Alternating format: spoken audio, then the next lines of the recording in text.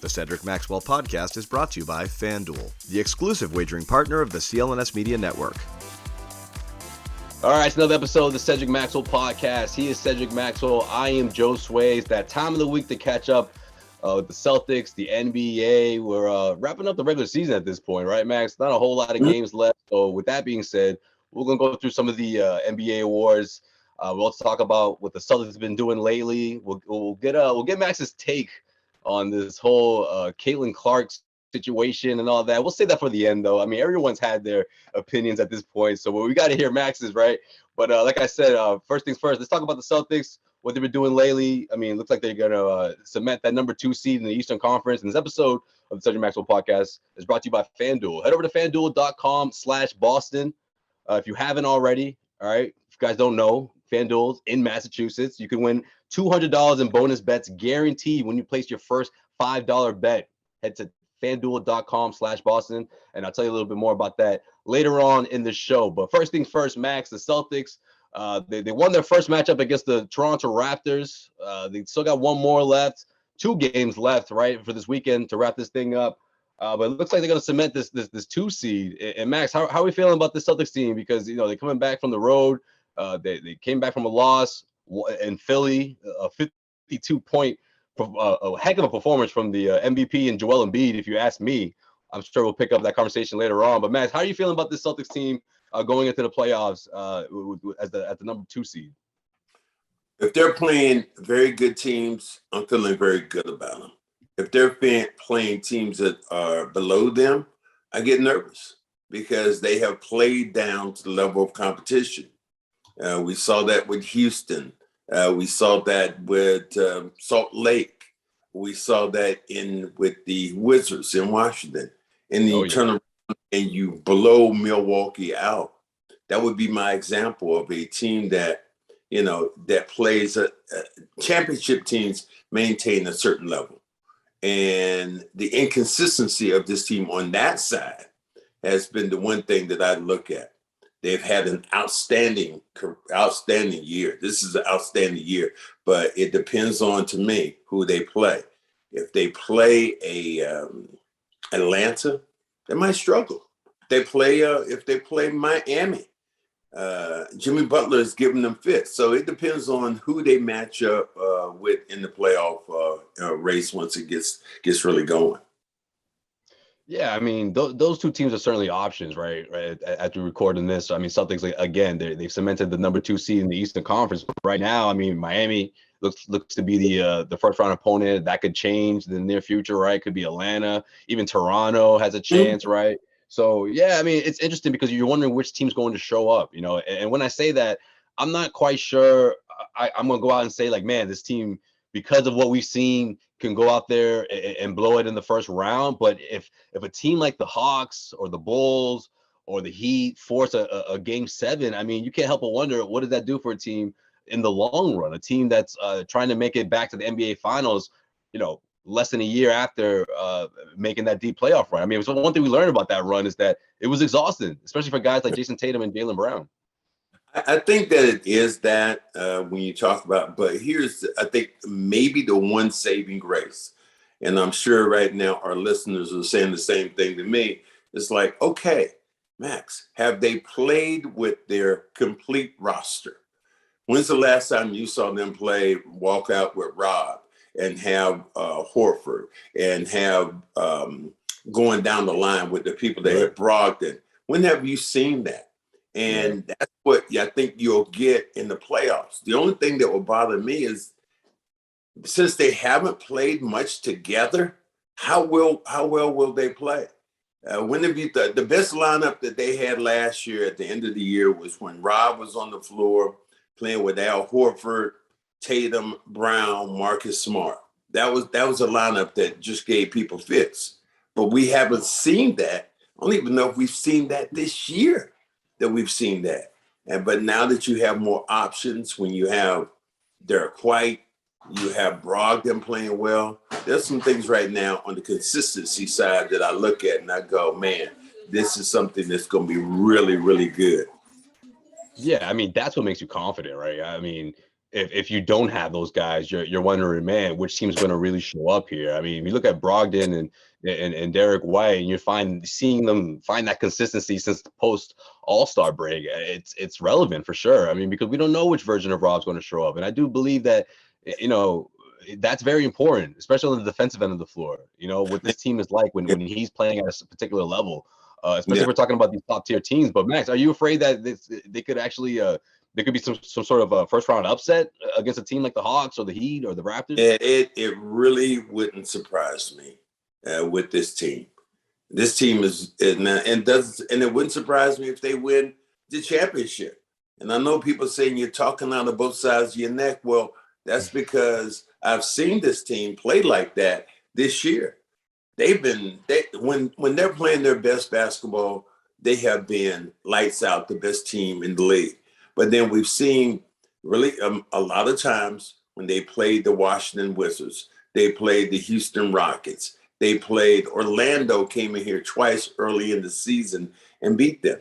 So I just want to know, what version of this team are you going to see in the playoffs? That's going to tell me how far this team is going to go, or they won't go. Yeah, especially in their offensive approach too, right, Max? I mean, if most of this playoff run is Jaylen and Tatum taking turns of taking over the game, I don't like that recipe, right? I like when the ball when they're sharing the ball and guys are, 5-6 guys scoring in double figures. I mean, we know it's gonna be a tight rotation. I mean, Joe Mazzulla has already shown us that ever since the All-Star break, if you ask me, with these 8, sometimes 9-man rotation. But I mean, this team's good enough to pull it off with that in that regard, right? In that space. However, you wonder what's going to happen if they run into those hurdles where the offense just completely comes up dry, and all of a sudden Tatum and Brown trying to shoot their way into a win. Well, I think that other players you talk about who could be available that would help you out would be Grant Williams, who's had early on this year, he was really great. But then the middle part of the year, Grant he's been inconsistent because maybe not the minutes he was getting. So but I tell you what, Joe Mazzulla has a lot of weapons. He has a lot of options. You have two of the best players right now. If they're talking about wing players, this is the best 2-wing combo that you think about in the NBA right now, and Brown and Tatum. So I like their chances. They have great defenders at the initial point of attack. Derek White has been unreal. Derek White leads the league in block shots from the guard position. And so with him and Marcus and you just go down the line, this team is, when they're playing right, they are fun to watch and they are dangerous. Is there a preference out of those 3 teams that you would like to see the Celtics play against? I mean, is there a team that's the weakest link out of those 3 that you? Let's go with the most dangerous team. The most dangerous team to me is down in South Florida, and that would be the Miami Heat, because of one Jimmy Butler. Jimmy Butler has been one of in the big games on the big stage. Jimmy Butler has been the most dangerous man out there. There are times when you look at Miami, they're not as strong as they've been. Bam has had a pretty good year. Tyler Hero's been okay, but the danger about that team is how well Jimmy Butler performs in crunch time.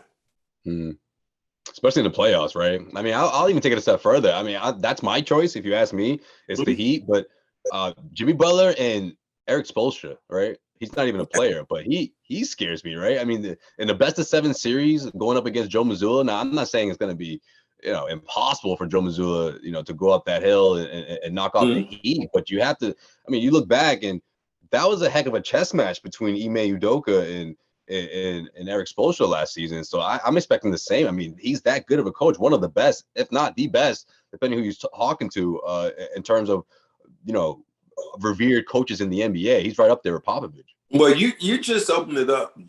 You just opened up, Josue. What the hell was Ime doing at the game in Los Angeles? You sent me this picture of Ime Udoka at the basketball game. What is he doing there?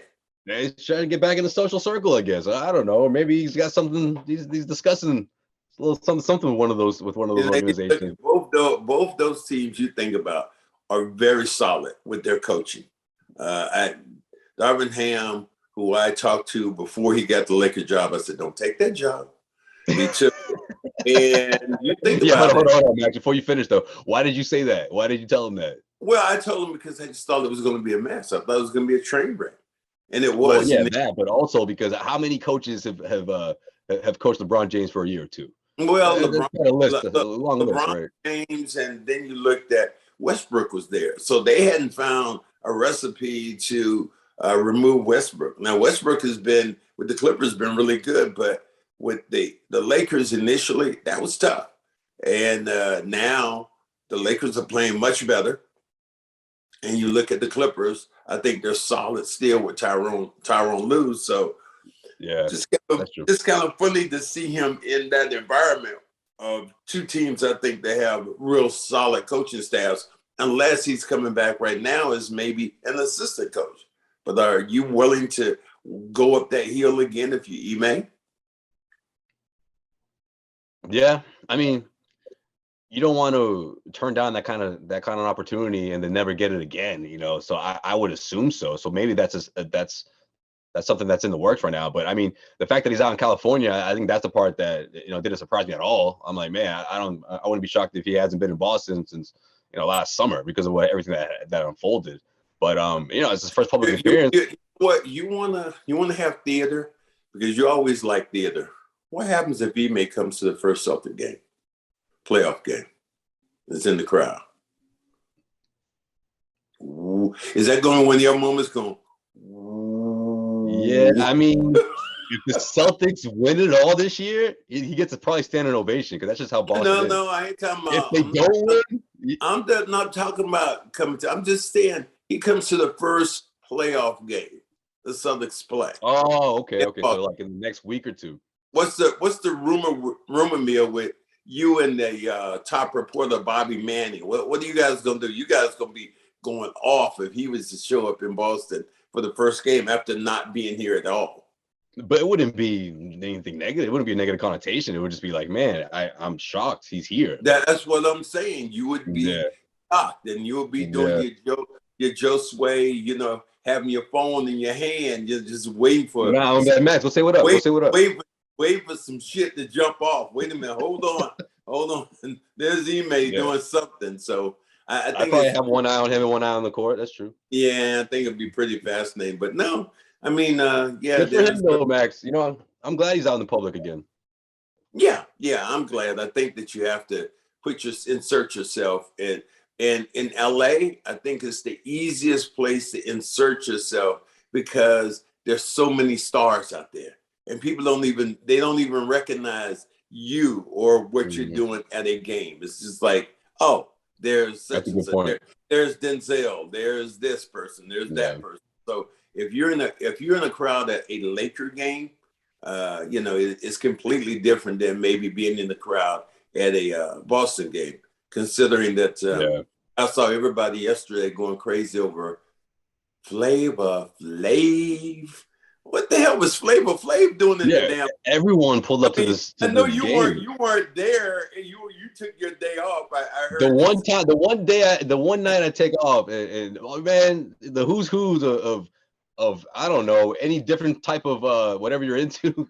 It was Flava Flav. There was a little bit for everybody. It was what's his name? Zappy, the quarterback, Patriots quarterback was there. There was a little bit for everybody there. Jeez. Yeah, it was. But Flava Flav to be in the building was just like so random.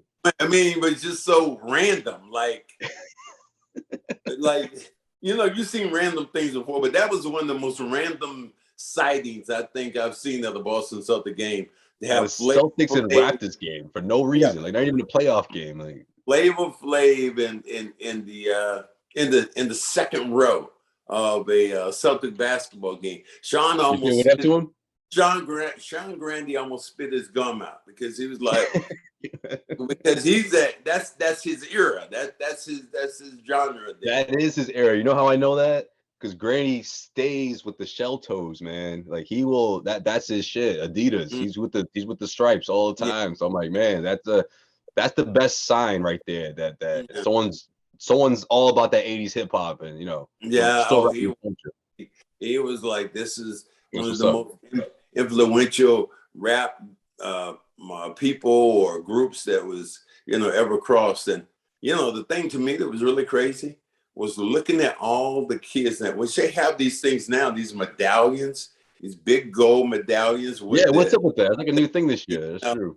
that's a Flava Flav move. He had yesterday a diamond clock on around his neck, and it With the didn't look Viking hat? yeah, and it didn't look unusual. Before it looked unusual. We know when you have a guy with that big, now Yeah.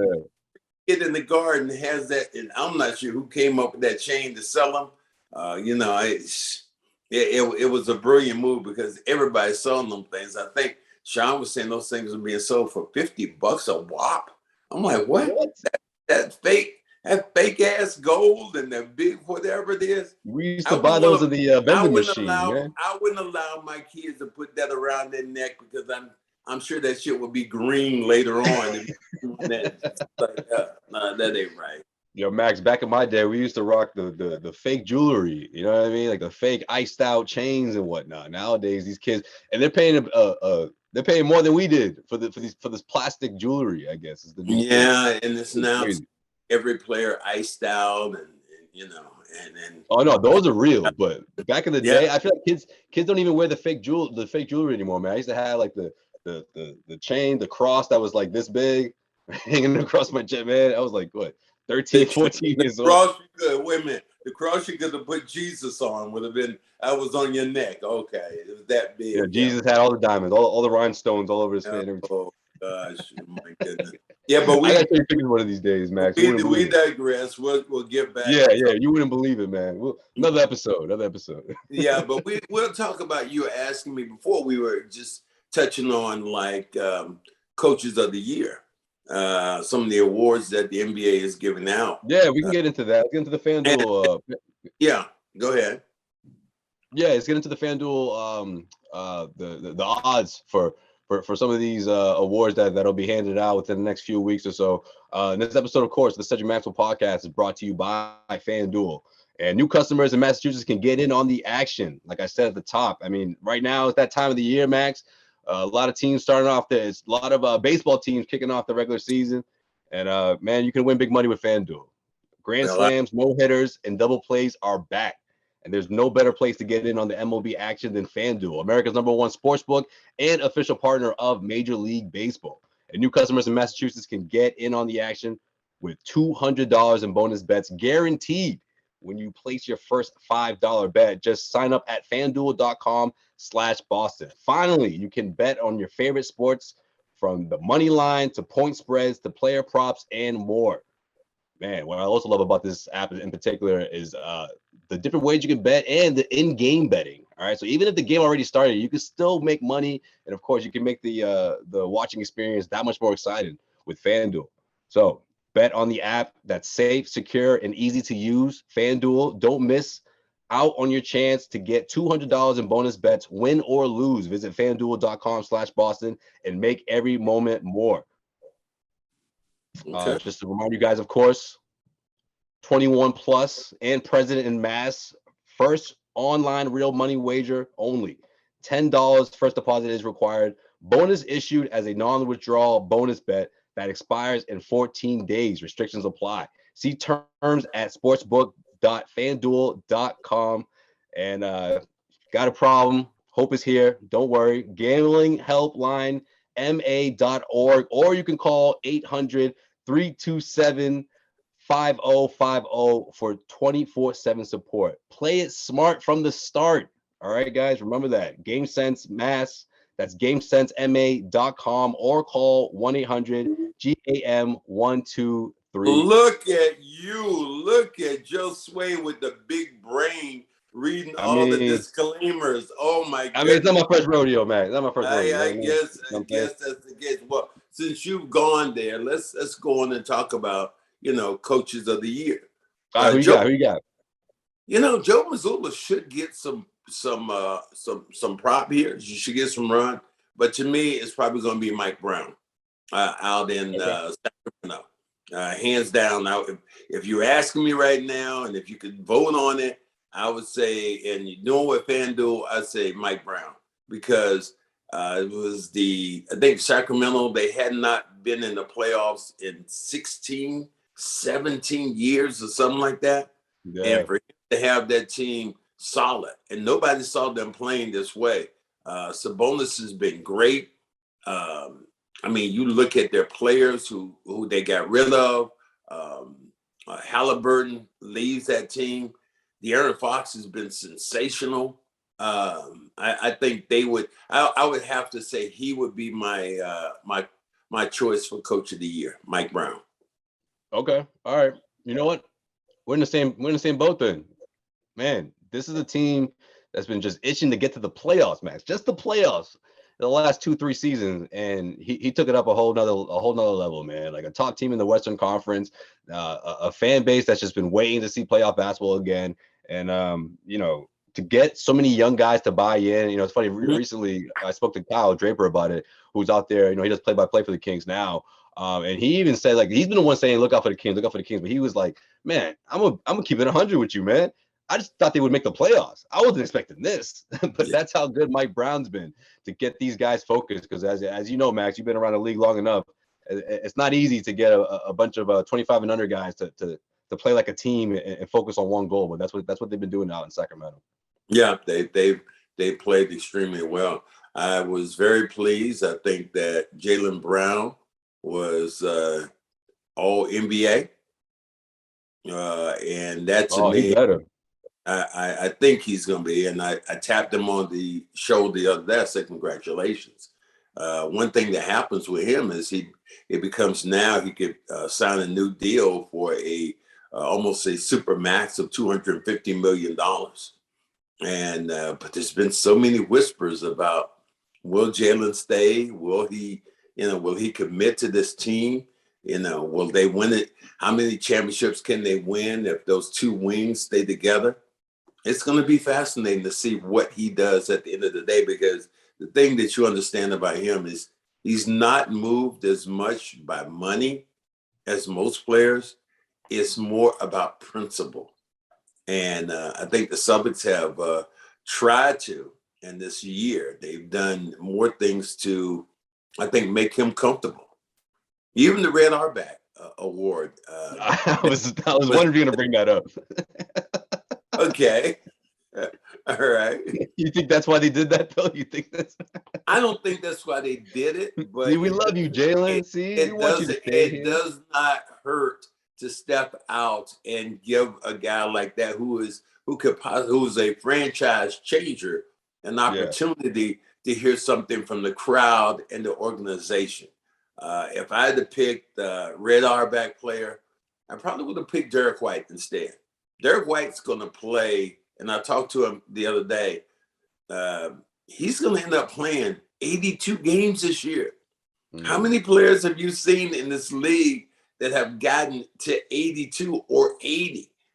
He has a chance to do that, and that's Red Auerbach. That's all Red Auerbach there. Well, especially when you consider the thing that the shit that this dude has gone through, right? Remember the concussion in Charlotte? He had the what was the other thing I forgot? Well, he twisted I think it was his wrist. He twisted his ankle. That's what it was. He got hit in the head, was taken out. Came back and played. Froggy, yeah. It was one time I was wrong about him. I said, oh, you won't see him at the next game. Lo and behold, he comes back, because I was thinking concussion protocol alone is going to keep him out. So if there was a Red Auerbach, the Red Auerbach Award, what that was like, it had Derek White all over it. But it's not a bad choice to put Jaylen, and just to show Jaylen love. Yeah, no question. And I just think it's one of those things where it's like, man, what he's been doing lately, when you look at the best scoring duo in the NBA, the Celtics aren't number one anymore, but they held down that spot for most of the season, right? And it's one of those things where it's like, wait, how does he not get it, right? Like, at least one of these teams, you can like, sure, there's a lot of power in the voters, right? Obviously. And maybe some of them can go with the classic names because of that name alone, and maybe players that hadn't played, no more than 60 games, get a vote or two. But when you look at the numbers and what the record, though. Look at the record. record. Yeah, and I was going to say that too. Look at the team record, how the Right. Celtics have played and where they're How at. important he is to that team. How important Right. he is. Yes. Yes. Especially since after the All-Star break, when, let's face it, there was a stretch where Tatum just didn't have it every single night, but Jaylen was super consistent, you know, and I think there's a lot to be said about that.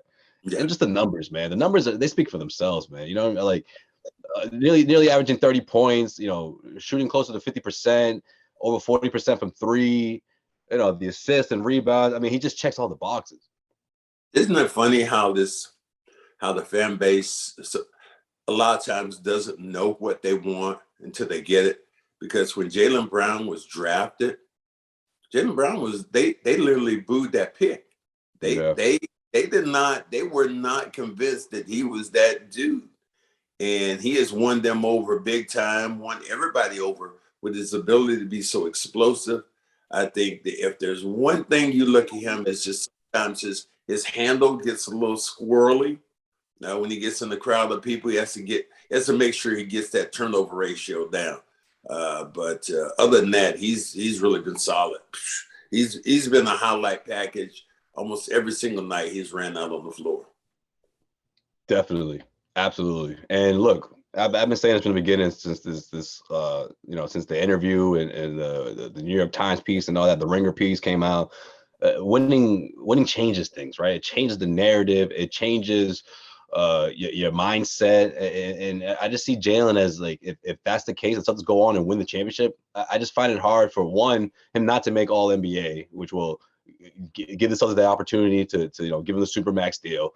And two, not have that urge to go out and win another one, right? Because that's always the conversation. Well, can they do it again? How many championships can they get? Let me stop right there. Let me ask you this question then. Well, why did Kevin Durant leave?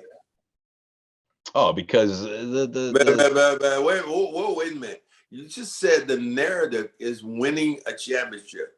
He won multiple championships while he was there in Golden State. And then all of a sudden he's like, you know what? Peace out. I'll holler at you. Because the narrative changed after you win multiple championships, Max. I'm talking about the first one. There's no way in hell Durant would want it out after 1 year. What narrative changes when you win multiple championships and you got a possibility of winning, you know, 2 or 3 more? If he had stayed for Kevin Durant, that's not your team. Had stayed you picked the easy route. That was the narrative, Max. What? That wasn't your team. You picked the easy route. You could have beat those guys. That was the narrative. He couldn't take that because he's sensitive. Wait a minute. You can't take winning championships. Well, he proved that he was on the big stage when he was the Finals MVP, not once, but twice. So you talk about your team. I don't know where you have to go, but you look at what he was able to do during that time, and you're going, why did he leave? He was never crowned the greatest player in the NBA.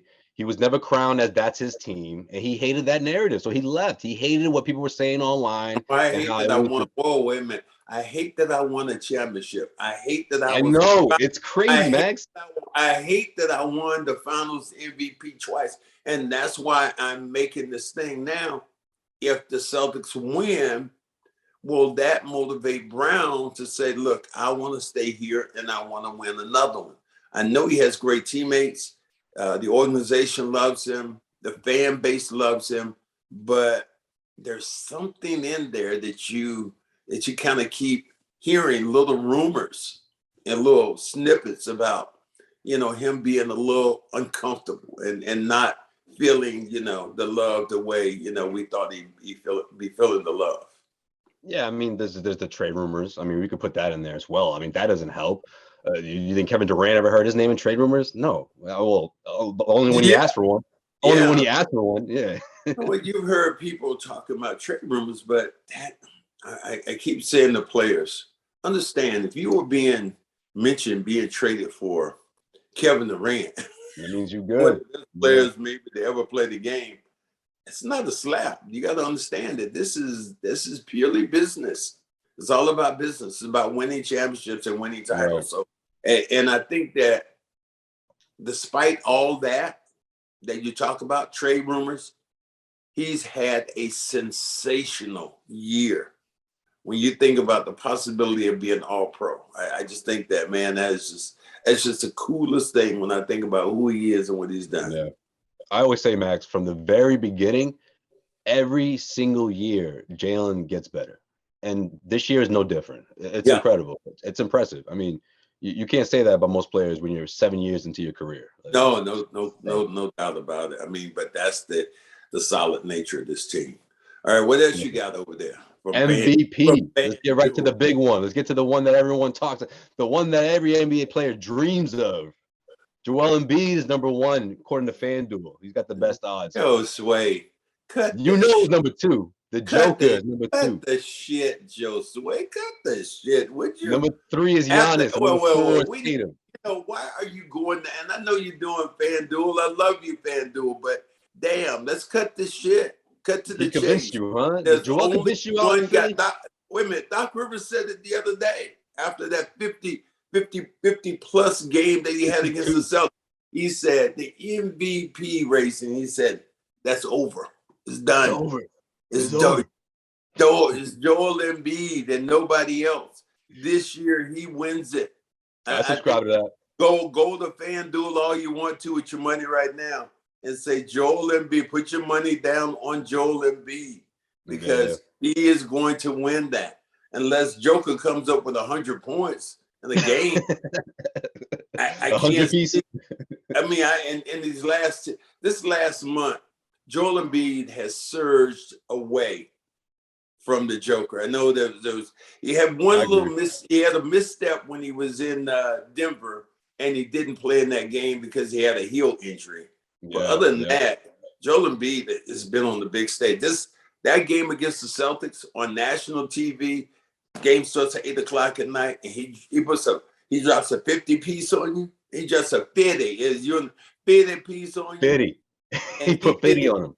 Oh, he did it with style, bro. He was 20 or 25 on the floor. Man. He was in jump shots, dunks, block shots. He showed it right now. He's one of the best in the game, but he also showed me that Philadelphia had to get 50 points from him to barely beat the Celtics with no Jaylen.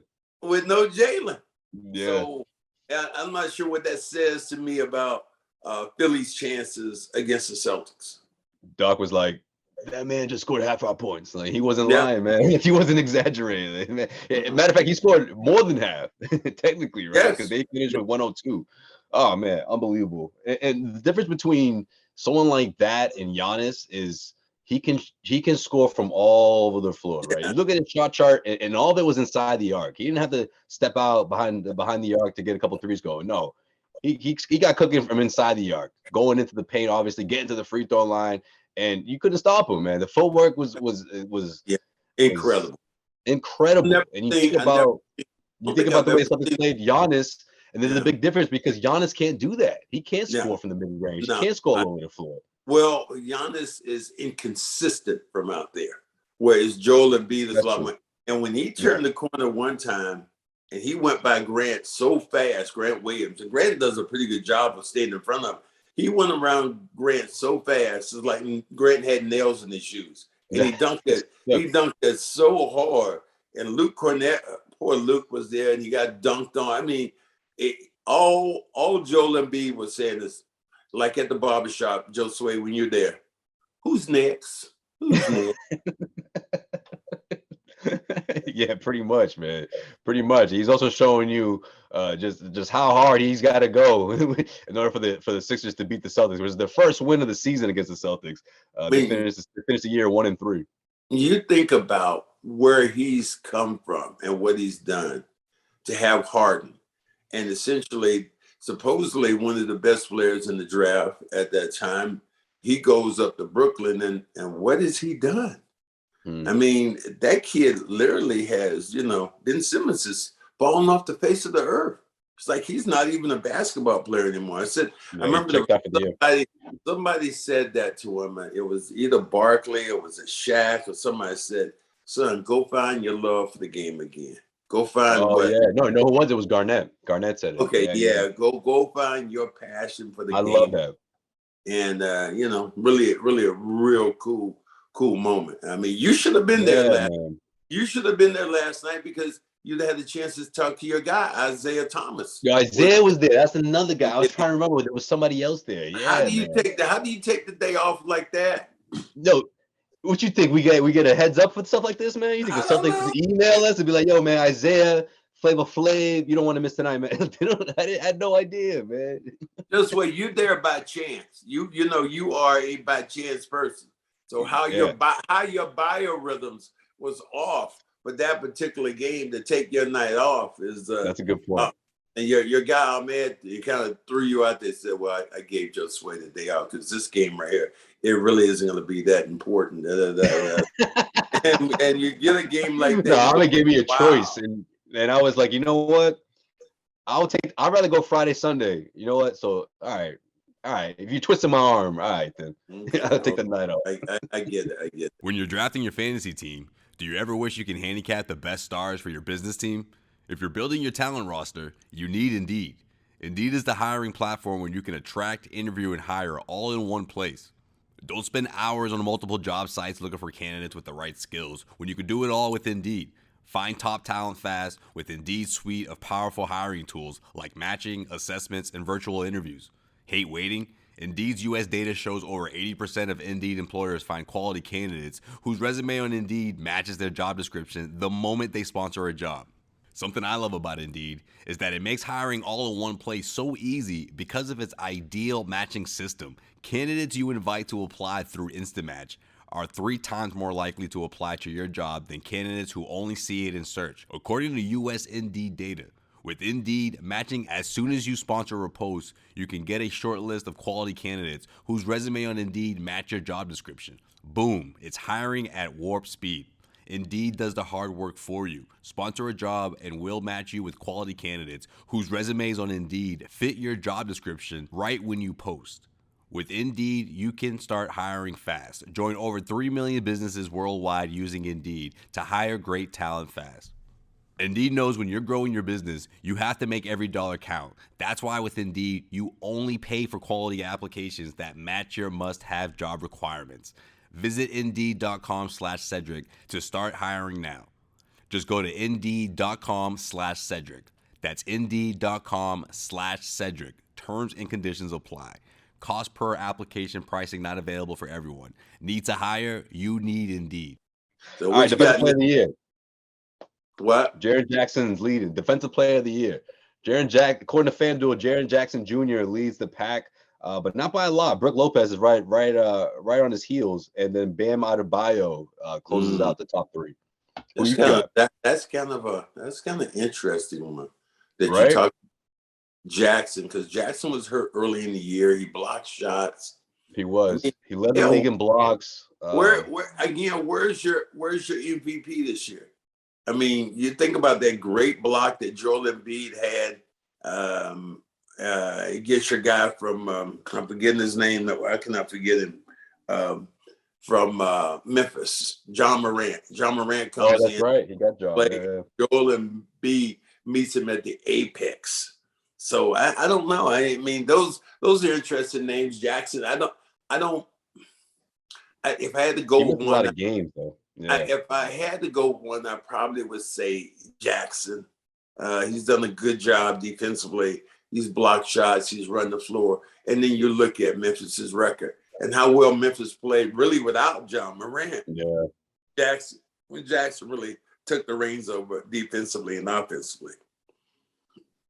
All right. Yeah, I'll probably go with Jackson too, just because I feel like ever since like the post All-Star break, while the Bucks have been, they had that huge winning streak, and obviously they've held down the number 1 spot. But like Brook Lopez defensively took a step back. I don't know if it was just a little bit of bored or if he's just waiting for the playoffs, but you know what? I'll give it to Brook. Let's get 2 different answers here. I'll give it to Brook. The Bucks are number 1. Am I going off kilter here when I hear them talk about John Morant? And somebody said they call him John Wick. John Wick, yeah. That's a nickname of the internet. The internet gave him that. The internet is undefeated, man. And they came up with that shit the same night. Like, it was insane. Like, I woke up to seeing that meme. Like, what? John Morant is John Wick. I was like, God, John Wick. oh, John With Wick. with the It's like piece. it is that the league is still fascinating. Now you have to, as you said, you want to get to this FanDuel thing and talk about this thing or not. One more. And the reason why is because I think this award should go to a Celtics player, and that's a sixth man of the year. But according to FanDuel, Emmanuel Quickley, who's been leading the pack, still up, not by a lot, but he's leading Malcolm Brogdon. But he's been starting a lot of games. Brogdon hasn't Yeah. started as many games.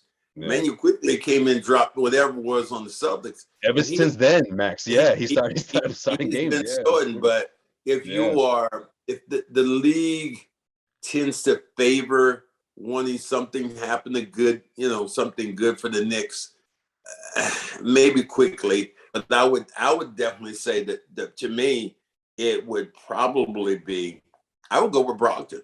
Brogdon's been that good, and you look at the record of this team. Malcolm Brogdon has been that good as a player. Yeah, I agree, and it's not just what he does on the floor, right? It's what he's saying off the floor. The way he's been easily one of my favorite guys to interview or ask questions, because he's just so thought provoking in his responses, and he's very, he's going to say how it is. He doesn't sugarcoat it, and I love that about him, because I just think that was such a missing part of last year, right? Man, if this team has someone like that, they probably win it. I really do think he's that important, especially in points throughout the season where, the team lost 3 in a row and it seemed like the sky was falling. He always managed to sort of right the ship, coming off the bench, just leading by example for sure. Okay, I got it. All right, Max, let's wrap up this episode with the talk of the week. Ever since the NCAA national championship, women's national championship, man, everyone's been talking about Caitlin Clark and Angel Reese and her you can't see me retaliation, if you will, the national championship. You tell me what you think by double digits. You tell me what you think about it, and then I'll go from there. All right, I might be on a different page. So my thing is, I just think the whole thing was blown out of proportion in a sense of, oh, man, how could you do that to her? And that was so unsportsmanlike. Okay, I agree with that. I do. And for a couple of reasons. One, because of when she did it. I felt like it was sort of like, okay, it's at that point in the game where the cameras are on us. We all kind of know what's going to happen here. The game's wrapped up. The game has been wrapped up for a while, though, right? They're up by double digits, right? And then she decides to do it, and then she decided to talk her shit. I didn't like that. I think it's way more. It's organic when you just make a big play or turn around. You know what I mean? Like a 8-0 run, and you're up by 5 and whatever. That's different. You can't control that. That's just your emotions. But I feel like she can control this one. She kind of wanted to show out, and she wanted to embarrass her, obviously. And I think it was. I'm not gonna say classless. I mean, whatever the term may be, right? Okay, it was unsportsmanlike, right? But if this is a guy who did this, it's not front page news. There's the racial component in it as well. I think that's part of it as well. But I don't agree with what she did. But I just think the thing was blown way out of proportion. Well, I like what you said about that in the fact, and I'll hark back to something Michael Jordan said, and I think it was PJ hit a shot against their team when he was with Charlotte, and they won. They beat BJ Armstrong. BJ Armstrong. Yeah. Charlotte against Michael Jordan's team late and to win the game. And Michael Jordan was so mad. He said, "Yeah, you want to talk shit when you're up?" He said, "It's more impressive to me when you see a guy and he's talking shit when he's down or the scores." Yeah. So it's easy to talk when you're up. Yeah, I do agree with that. Everybody coming to a rescue as if she needs it. Yeah, and then you say the component of it is black and white. It's a racial thing. No. When do we? And hell, I'm a player like that, so I've done things before. But when do we celebrate bad behavior? Why is it that it's okay? Yeah. Where's a little sportsmanship in the game? The biggest thing I felt, I've heard a bunch of people go on and say, well, this is what she did to me. This is what she did to other players. Yeah, I don't like that. Yeah. Just how many times your dad said you or your mom said to you, and you're going, well, Joel did it. And damn it, don't tell me what somebody else did. Right. You hold yourself at a standard. Right. We talk about the championship. Those girls had never won at LSU. Congratulations. I was happy they won. I was happy to see the way she played. But now no one's talking about that. The narrative went from talking about them winning their first championship to her talking about, I'm a hood girl, and you guys say I'm this, I'm that, and that. I said, you know what, hon, let me give you a snapshot here. They talk about everybody. They talked about Jesus. But you go out and you just play the game. And you let your numbers do the talking. You let your championship do the talking for you. I've been, people would say, well, how can you say that, Max, when you walked across the free throw line with James Worthy? I knew, my God, I'm here to get this and have, give him the choke sign during the game. Well, we were not up in that game. That was a close basketball game. And I was just trying to the heat of the moment, Max. It's the heat of the moment. You're not thinking, oh, I'm going to do this because the camera's on me. Right, no, it's because you're pissed. You're into the game. Right. I'm right there in the game. So I'm sure people say, well, how can you talk about that when you played against the Lakers? You played against this team and that team. But I also know when the Celtics lost to the Lakers in '85, I went to the locker room after the game and congratulated them on winning the championship. Here in Boston in front of me. I knew that was going to probably be my last game in the Celtic uniform. So I just think that in those terms, for me, I didn't like it. I didn't like it at all. I know Shaq has come up and said it was okay. Stephen A. Smith, oh my God, this is, how can you persecute this girl and that. No, Stephen A. It's not. If you are a champion, keep yourself at that level. That's what you are. You don't go down to the level of the next person and you don't say, well, she did this and so, it was okay. No, it's not a black and white thing. It's just a class thing. It's not, it wasn't, I'll agree with the people who were saying that. It's just not a classy move for a classy organization to win a championship, and it took away part of that. Now, there's another side, and that what it did was it created a firestorm about women's basketball. And on top of that, I heard another guy say something which I would have came to Reese's defense, where the guy said, well, Caitlin's going to be dropping 30 when she gets into WNBA. And Reese, she's going to be flipping hamburgers 2 years from now. That was like, where'd you come with that? But you get what I mean, man. There's a racial. There was some shit that went there. Yeah, there was some shit that went on, that I didn't like, but it also, what she did, she sparked a conversation in doing it, and you could see some of the hatred that came out for her. What did they have to do? Like I said, I didn't even understand where the guy went with that. Yeah, Caitlin Clark is going to be a monster. The way she shoots the basketball in the WNBA. But I don't think the other girl's going to be next week be flipping hamburgers at McDonald's or Wendy's or someplace. I think she still has. That's crazy, man.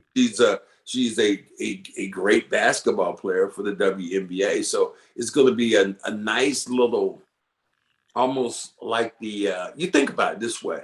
Was this a Magic Johnson, Larry Bird moment when they played against each other in college? A modern day version, yeah. There was a millions of viewers, absolutely. Racial component about that people, saw and they put it to that. And hell, I was the first one to receive it once Larry got here. I'm that race ass black guy who's saying white guy can't play, and I received the brunt of it. when Larry Bird stepped on the court the first time with me. But yeah, that harked back to me to the Magic Larry Bird game that they had Michigan State versus Indiana State in college. Right. But look, the difference in this situation, right, is let's talk about the casual basketball fan who just found out about Caitlin Clark 2 weeks ago, right? Mm-hmm. And man, they love it. It's she's great. She's got attitude. She shows it, and things didn't go her way in that championship, right? And if you're looking from afar, or you're seeing the headlines, or you're seeing the highlights, and there's so certain people out there who will see someone like Reese and say like, man, that girl is just, how could she do something like that? She's embarrassing her. There's so many millions of people watching this, but not understanding that there's a whole nother component to this, man. Like the competitive nature and the fact that, Kaylee had done it before. I just feel like there's a lot of people who jumped the gun. I mean, shit, fucking dude from Barstool, El Prez or whatever, man, he was like, what did he say? Oh, man, I forget exactly what he said, but it was something like, it was ridiculous. He was like, oh, it was you classless piece of shit. Classless piece of shit. Max, how many times have you ever described someone a piece of shit? Like, that's insane. Like, don't so like and you still there's a racial component there, man. Like, Barstool? Let me ask you, does he own Barstool? Yes, the president. No, that's embarrassing, Max. That's embarrassing to your. So then when Reese goes out and says, "Oh, when I do it, I'm a ghetto black girl," whatever. Absolutely, I can't help but that's what people are thinking. At least that's what the attitude was. Someone just called you a piece of shit. It's like, geez, that's incredible. How many women basketball games do you think this guy's watched? But that was enough for him to say that. Like, it's incredible. Probably the first time he's ever seen a women's basketball game, and just went, But it was, like you said, it had components of a lot of different things. And LSU was a better team.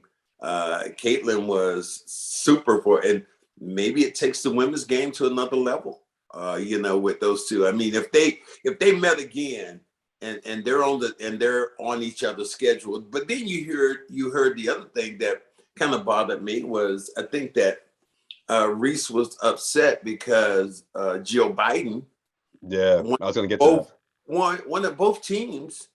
Our first lady wanted both teams to come. And normally it is the winning team which is invited to the White House. It's not the losing team. I've never heard of a losing team being invited to the White House. And I've been on championship run teams and I've never been invited to the doggone White House after I lost a championship. Is more. Why do you think that? Why do you think that is, Max? Because Joe Biden loves herself some Caitlin, Caitlin. That's why. He loved herself some Caitlin, and Caitlin is an American darling that happens to be playing in a league that desperately needed some attention. And it was Iowa, as white as they could be, I was just gonna versus Louisiana State, which couldn't have been any blacker. It's just like LSU pulled up. Yeah, it smelled. It's like LSU pulled up in a hoopty and had gold chains on, and these girls from Iowa just stepped out of a cornfield on the tractor. So it was just like step dances and whatnot. Yeah, doing their routine. Yeah, we're gonna do step. We're gonna be stepping over here. The other girls, they're doing a circle dance from Iowa. Right. So And look, Angel she brings up a good point, man. Like no one batted an eye when when Caitlin was doing this. No, it's not bad sportsmanship. It's look at her. She's got attitude. I think that. But I looked at the play when she said that. Somebody said she waved the girl off. I looked at the play. It wasn't like that. They said she waved the girl off. She did like this. It was a girl who wasn't gonna shoot, and she said, "Shit. Go ahead, shoot. I'm not guarding you out there." Right. You can't. I'm not scared of you. It had nothing to do with her walking up to the girl saying, "You can't see me." Right. That wasn't it. So I just found a lot of stuff, which was, man. Well, like you said, that sometimes if you make noise in your league, hopefully that's something that's good for women's college basketball that you look at and you're like, wow. And Don Staley, who, has been like unbelievable as a coach, loses. She's goated. And now I would have almost preferred what would have happened if Don Staley's team had played against LSU. I would want to see that matchup because you look at those girls down in South Carolina. You would have been like, no, girl, you must be damn it tripping. Your ass is tripping out here. You know that what somebody she damn tripping. Yeah, they would use the B word. I can tell you that. So wow, that just. But I again, there was so many components. But if you ask me at the end of the day, I did not like what she did. I'm confused by Jill Biden wanting to bring the losing team to the White House. I've never heard that. And then I don't know, Max. I don't know if he's calling the shots on that one, but okay. And then Reese saying, her saying, look, we ain't going to the White House. You want to make it, we going to see the Obamas.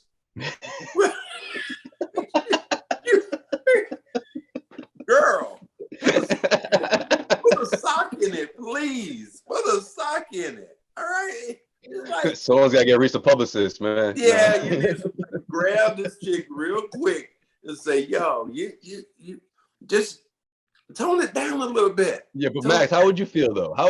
If you just won and you find out that they're inviting both teams? Would that sit well with you? I wouldn't. I don't think I'd feel good. I've never heard that before. Yeah, I'd feel the type of way about it. I'd be like, what are we doing here? I probably would have felt a way about it, like a losing. I'd be like, you guys like her that much? Like, yeah, a losing team. Well, Jill, if you wanna see her, why don't you have her over for lunch or something? You bring Caitlin down. You and her. They have a breakfast, and we'll come by after. You can't have the winning team and the losing team come on. Are they coming on the same day? Did they come on the same day? Do you open up a court on the White House lawn so they can finish this thing off? Run it back. How is it done? And I did happen to like what Caitlin said. Now, see, to me, Caitlin was I was going to get to that too. I like because what she said. She said, look, I'll say it. I got it right here. I'll say it. All right. It's I don't think Angel should be criticized at all. She told ESPN on Tuesday. I'm just one that competes, and she competed. I think everybody knew there was going to be a little trash talk in the entire tournament. It's not just me and Angel. We're all competitive. We all show our emotions in different ways. Angel is a tremendous player. I have nothing but respect for her. I love her game. The way she rebounds the ball, scores the ball is absolutely incredible, and she just continues to gush over her pretty much. But that's a great publicist right there. Yeah. Whoever talked to her gave her the right information. Yeah, that's what you do. And Reese, in the last moment, maybe again your emotions are raw, but just some of the things. But girls who look like me, who say there's too hood and that, and all y'all said this, and you wouldn't say nothing to her, and she was salty. She was. I don't know if I've ever seen somebody as salty winning a championship. A salty winner, yeah. A salty winner. That's a salty winner. Know what I mean? That's a good way to put it, actually. Yeah. You win, and you're going, okay, they were a tough opponent. That it wasn't even about it, and it wasn't even about their. It was more about what my coach always said is about me. It's I. It's I. They said I am. This is what they said about me. I. When we know that team sports is about the 5 people who are out there. It's about the team versus each other. And my coach used to say that. He said, you can't have that many eyes, Cedric, when you're talking about your UNCC Charlotte team and you're saying, well, I was hurt in my foot, but I decided. And he just circled all the eyes that I had in the conversation and said, look how many eyes you have, not about us. And that to me was something I looked at. So yeah, it was it had a lot of Atlanta housewives in it. That's what I was. Yeah, a little bit for sure. I mean, Yeah. it was yeah, it was a little more Patrick Beverly, a little too bad Patrick Beverly for me. At the end of a game, trying to gloat a little bit. But yeah, just like I said from the top, Max, when we first started talking about this, it just seemed more of like a this is my moment. It's a dead ball. The cameras are where they're supposed to be at. It's go time. You know what I mean? Like it seemed planned out a little too planned out. Yeah, it seemed too contrived at that moment. Yeah. You can't have that, Like, man. yeah, Like, all the cameras on me. I'm gonna walk by you. I'm gonna right. put my ring on show you where the ring She did is the whole going. thing. She knew she was gonna go viral. She knew she was gonna go viral. Like, you do that in the middle of a play when the game's really close. You may not go as viral. That might just be a highlight, but it's not going to be the talk of the day. Well, let me ask you this. I'm gonna do something, and you tell me, is this right? Steph Curry doing the good night, Celtics. How's that? If Night, he's a college kid, that might be a talking point. But we can't pretend like the woman part of that doesn't that's the bigger part here, right? I mean, people are like, oh, how could you embarrass that white girl like that? Oh no, everyone's watching. Let me tell you the biggest more part. About that, Max. Let me tell you about the biggest part, and I talked to somebody else who was. It's like Chris Rock once said, man, you can't. I'll tell you. Yeah, I'm gonna let somebody who was doing basketball, and they were doing it. It's at the what is it? The young ones that travel around the country, playing ball all the time, all over the country. Young kid, AAU. Oh, the AAU, yeah, circuit. AAU basketball. He said when that behavior is at the top, he said that behavior filters down to the bottom, and you get kids who try to emulate what she did, and it's not good for the game. That to me is, I think, one of the biggest points that I heard from somebody who was a AAU coach. They talked about that example of of what you want. So wasn't it the same kind of example? You think about how the girl played some game, and I'm not sure who she played for. They were doing the lineup where they were shaking hands, and the girl comes down and cold cocks the girl. It's her in the face. It's like, man, this is supposed to be women's basketball. They've taken it to a whole nother level. It's interesting you bring up Steph Curry because she has a very similar game, right? She can shoot from deep, and that type of basketball is obviously, he changed the game with that, right? He changed the whole entire generation to thinking that you can take those shots and that's okay, that's acceptable. But Steph Curry is also a low key one of the bigger trash talkers, right? I mean, so those little things, those little remarks and stuff like that. It looks like Caitlin picked up on that as well. So she added that to her arsenal. Caitlin's going to be, I'm going to be interested to see how that works in the WNBA. Oh, the WNBA, man, this is huge for them. And you know what? If I'm a GM, I'm looking at Reese as well. I'm keeping my eye on Reese as someone that can, sell some tickets, be that defensive player that everyone wants to go and see. And well, do you see her that next time she plays Caitlin? So let me ask you this though: when you look at their skill set, which one of those players is more skilled for the WNBA? And probably will be Caitlin. Because this chick pulled up one time from damn Steph Curry range. I'm like, did she shoot it from there and knocked it down? And then the step back jump. I'm wondering how Reese is going to be playing in WNBA as a power forward at 6'3". When you look at a lot of them girls in there, they 6'7", 6'8". Yeah. That they ain't taking no crap in there. I mean, you look at that and you're going, this is going to be interesting to see how her game goes to another level. So definitely. But guys, you know what? I know we've talked and we went in. Again, that's what we do. I'm sorry, but we always what do we do? We keep it at what? We got to keep it on 100, Max. That's what we do here. So stuff takes time. We're gonna tell you what we believe. We ain't gonna try to sugarcoat it. We're only stronger when you mash that like button, subscribe to our podcast and what we do. And I want to thank a lot of you, thousands of you for the Isaiah response when they had Isaiah. Man. That was huge. A lot of people responded to that, man. We had had a ball, and last night I happened to see Isaiah, and we were talking about Isaiah Thomas. If you don't know what I'm talking about, we had a podcast with him. The great Isaiah from the Detroit Pistons was one of our other podcasts that we have. So, want just to thank you guys personally for just hooking us up with the views and the likes and all that stuff. Cool. Between the two episodes, because it's a two-parter, right?